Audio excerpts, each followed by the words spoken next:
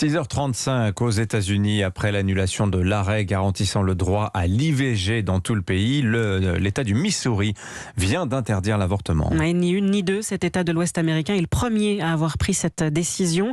Pour les défenseurs de l'IVG, il ne reste qu'un seul espoir, les élections de mi-mandat en novembre prochain. Le reportage de la correspondante d'Europe 1 aux États-Unis, Aviva Fried.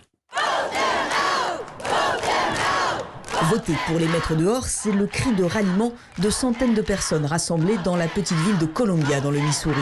Sous un soleil de plomb, ils défilent pour crier leur colère face à la politique de leur État qui interdit totalement l'avortement. Anna est venue avec sa grand-mère. Mon corps a moins de droits que celui de ma grand-mère. Je suis déçue devant la direction que prend ce pays.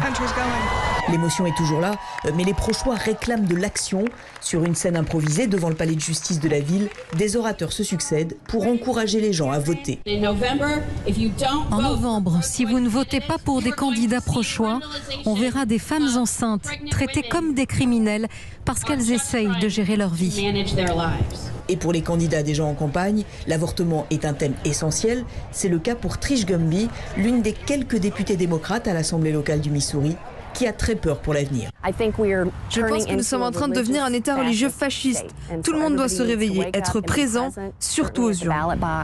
La décision de la Cour suprême pourrait galvaniser les électeurs démocrates, mais rien ne garantit que cela suffise à changer le paysage politique américain.